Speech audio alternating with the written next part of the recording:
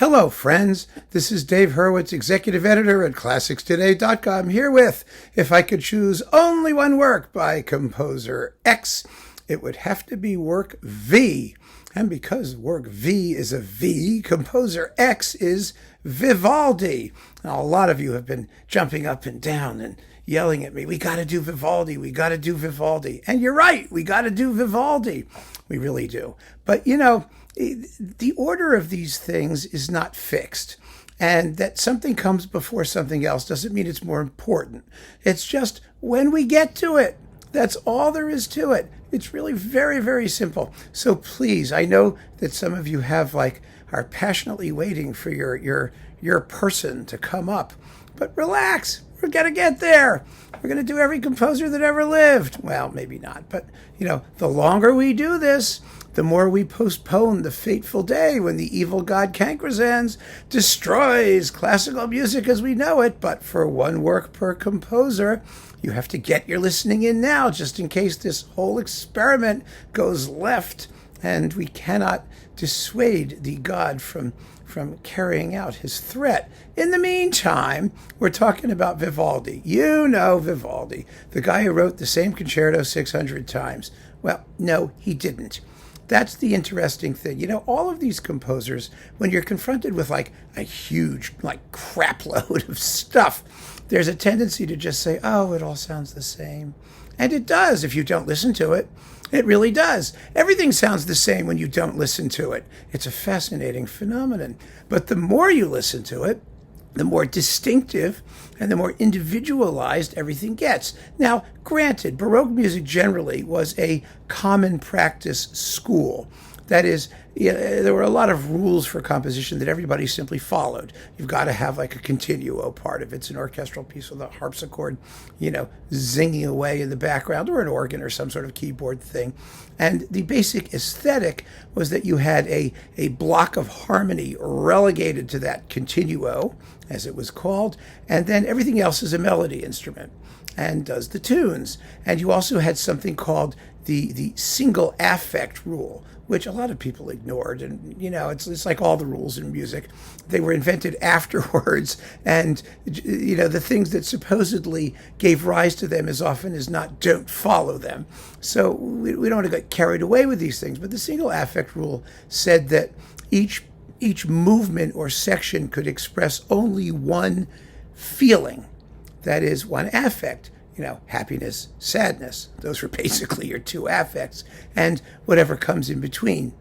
And so a lot of composers wrote music that sort of loosely fits into that. That is, an entire movement gets a rhythm going, a motoric rhythm, chugga chugga chugga chugga chugga chugga chugga chugga chugga chugga chugga chugga, and it does that for the whole movement and maintains a similarity of mood. But you got to remember, most of these movements, most of these pieces in Baroque music are only a few minutes long. I mean, we admire, for example, Bach, who wrote in very extended Baroque forms leading into the classical period. So a 10-minute movement by Bach is kind of what we expect. 8 minutes, 6 minutes, 7 minutes, but it's very, very rare. Most Baroque pieces are like 2 minutes long, 3 minutes long. So it's okay if you only have one affect, and then you switch for a slow movement or a middle movement or something else into a completely different mood, and then something else comes back. That's what Vivaldi was about. Vivaldi did not write big, long movements, generally. Most of his movements are quite short and perky. And so a concerto will last anywhere from 6 to 8 or 9 minutes in 3 movements. But he was a revolutionary composer in his way, because he codified what we now take for granted. That is the 3-movement, fast, slow, fast concerto form. And, he died in miserable poverty after his life was, like so many composers. They have their 15 minutes of fame and then they starve to death. That's the way the world worked in those days. They didn't have Social Security and retirement plans. And unless you got rich in your life and invested it, you were likely to suffer horribly when you got older. And that's what happened to Vivaldi. But in any case, the work V, to make a long story short, that is the work we must choose. It's L'Estro Armonico, which a bunch of you mentioned, and of course it has to be. It's Opus 3, right? Yes, Opus 3. This is just my favorite version of it. This is with Rachel Podger and the Bresson Baroque on Channel Classics. It's a wonderful, wonderful disc, played with verve and enthusiasm and energy. The cool thing about L'Estro Armonico is that it is it's totally characteristic of Vivaldi, and it's a sort of treatise on everything that you can do with the modern, Venetian violin concerto or concerto form. A lot of Vivaldi's concerti were for violin, a lot of them were for other things, but these are all violin concertos for anywhere from 1 to 4 violins.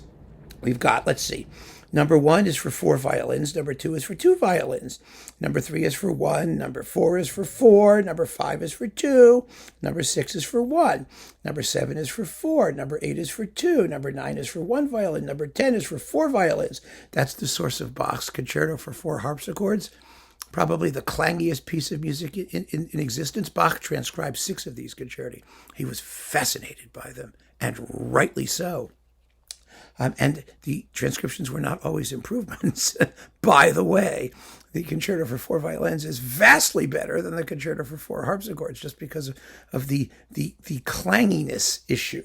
Number 11 is for 2 violins and cello, and number 12 is for violin. So it's a wonderful assortment, and they're all rather brief. The longest movement here is about, I think, 4 minutes or a little bit more, and most of them are around 2 minutes. 2 to 3 minutes long, so a concerto lasts 6, 7, 8 minutes. They're delicious, absolutely delicious, full of variety. That's the point. You can hear just from the forces laid out here. It's not the same old, not at all. So, it all depends on how often you listen. But if we don't pick something wonderful and present it to the evil god Cancrozans, we will not have the opportunity to hear the other 590 some odd, or however many are left, concerti that Vivaldi wrote. He was an extraordinary musician, one of the linchpins of Baroque music, and not because of the 4 seasons. That's just the thing everybody thinks about. The 4 seasons is wonderful. That whole opus 8, the contest between harmony and invention, it's called in Italian. Another 12 concerti. Those are wonderful too. But L'Estro Armonico was the one that sealed the deal and established and I think exposed Vivaldi's own personal style most effectively. And that's why I've chosen it, and that's why you chose it, and I hope we all choose it. But more importantly, listen to it, folks. You've got to listen to justify preserving all of this music for our mutual delectation. So keep on listening, friends, and thanks for joining me. Take care. Bye-bye.